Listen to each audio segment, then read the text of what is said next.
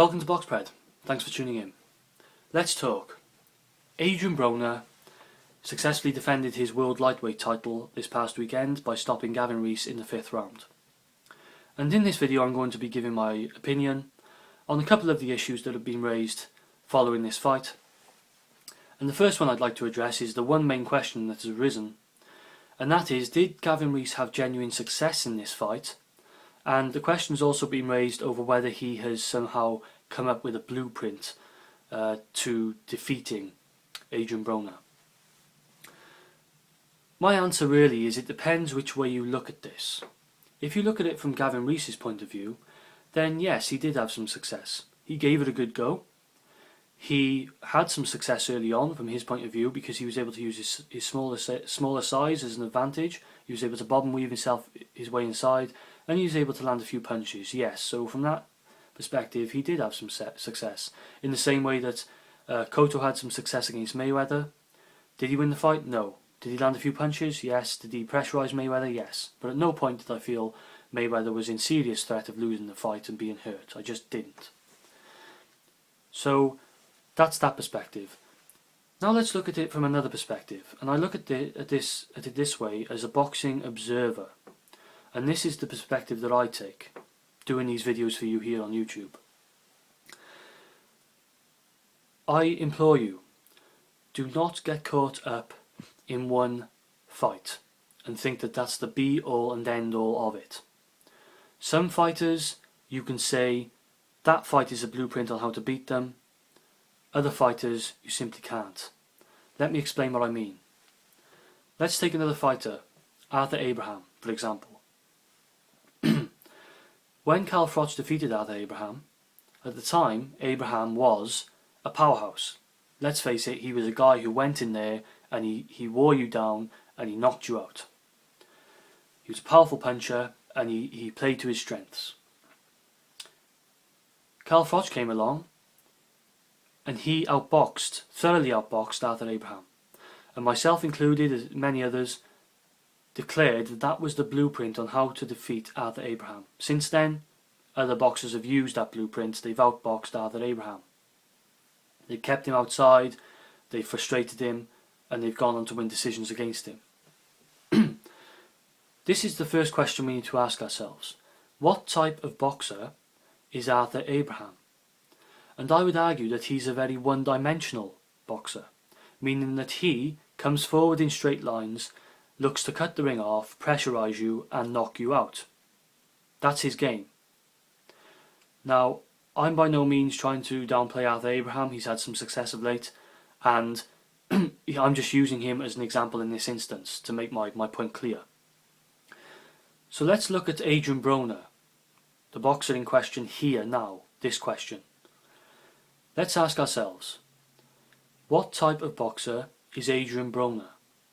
And my argument would be that he's a reactive, adaptive fighter, meaning that he has several plans in the ring. He's also able to fight in several different ways in the ring. He's not like Arthur Abraham. He's not one-dimensional. Adrien Broner can fight on the back foot. He can fight on the front foot. He can do inside fighting. He can do outside fighting.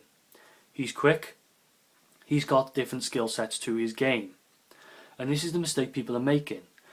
They're tarring Adrien Broner with the same brush they're using with Arthur Abraham. It doesn't work. So, do I feel there's been a blueprint given here? No, I don't. Do I think that Gavin Rees had success? Personally, looking at the type of fighter that Adrien Broner is, I think that he was more likely sizing Rees up. It's not all cut and dry. He will have been caught off guard, so Rees will have had some success to some extent. This is boxing. But for the most part, I would say that if you look at the type of fighter Broner is, particularly when he mentions that he doesn't watch tapes of his opponents, those type of fighters tend to be slightly so slow starters, and they tend to figure it out while they're in the ring, not before they're in the ring.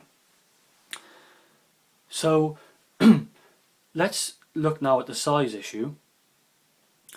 It did seem apparent that Adrien Broner was far bigger than Gavin Rees. The thing with this is, the same thing happened when Ricky Burns fought Kevin Mitchell. And that's the reason I really would like to see Burns in with Broner now, because I think both of these guys fill out the weight really well. They're big at the weight. We've said it about both of them. And I think that in the ring together, that will be a really good fight. Look at the best fighters in the world. They're all adaptive. The very best world-class fighters have some level of ability in adapting in the ring. They're the ones who don't come unstuck. They're the ones who get out of tricky situations. They're the ones that don't get surprised in fights. They're the ones you put your money on because you know that they're likely going to come out on top. It's very unlikely, highly unlikely, even if they get surprised in the ring, that they're not able to adapt. We're talking about Floyd Mayweather, we're talking about Andre Ward, and in my opinion we're also talking about Adrien Broner. And another guy who has shown of late that he has the ability, in my opinion, to adapt in the ring, to have more than one plan, to have more than one string to his bow, is Ricky Burns. He has showed, fight on fight, that he's able to draw from a well for that fight, that particular fight in time. He's another fighter. You can't really say, oh well, last fight he was this, I know when he fought this guy he was this, and that shows this guy's going to beat him with this. They're not the type of fighter you can really do that with, because Ricky Burns has shown the ability to stay away from a pressurising Michael Katsidis, and then to put pressure on another more slick Kevin Mitchell. Okay, he's a type of fighter who has really grown into his game, and he's really a clever boxer, and he knows how to use his skill set to be a well-rounded boxer. And I think that that's what will make Ricky Burns a far more competitive fighter against Adrien Broner than Gavin Rees was. He's not one-dimensional, Ricky Burns, and they're the best fighters in the world. It's another reason why I think initial thoughts I'm having that Ricky Burns is going to beat Vazquez, but I'm going to save that for that video, or I'll have nothing to talk about there. But my main thing I want to get through in this fight, in this video, is for us to be aware when we're watching boxing that not all fighters are the same. You can't use the same formula for all boxers. You have to understand who you're watching. You can't say the same thing about a one-dimensional fighter as you would say about a multi-dimensional fighter. It doesn't work that way. If there was a blueprint, then we would easily given to multi-dimensional fighters, then we would have seen someone use it against Floyd Mayweather. It's so hard to beat him because there's no blueprint. Because the moment you think you've mastered one aspect of beating him, another one crops up. He changes. It's chameleon. It's like Andre Ward. How would you beat the guy? If you take it inside, he's very good inside. If you take it outside, he's very good outside. So how do you beat them? That's why they're world class. That's why they're the top pound for pound fighters, because there's very little way you can see to defeat them, and it will take something special to beat these guys. And I class Adrien Broner in that bracket. Okay. Another thing you have to understand is that not only is he adaptive, but he's young and he's still learning.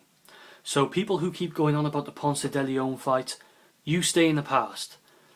The fact is you're going to lose a lot of money if you keep betting against Adrien Broner based on the Ponce de Leon fight. Don't kid yourself. That was a few years ago, a couple of years ago, whenever it was. He's still young. He's been learning since then. Do you really think an adaptive fighter like Broner is going to stay in the past? Do you really think he's not going to learn from his mistakes? You really think someone's going to come back and... You know, I put money that if Ponce de Leon came back to fight Broner now, that Broner would beat him more easily than he did the first time. You know, the best fighters always are able to do that.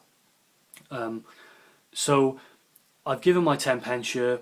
So thanks for listening this long. I hope that I've made my opinion clear. I hope I've given you something to think about. I just think we shouldn't look at just one fight and be tunnel vision. You have to look at a broader perspective, a broader picture. And I hope that my opinion has been added another dimension to the way you're thinking about this whole issue. So thanks for watching. This is Boxbred, and I'm out.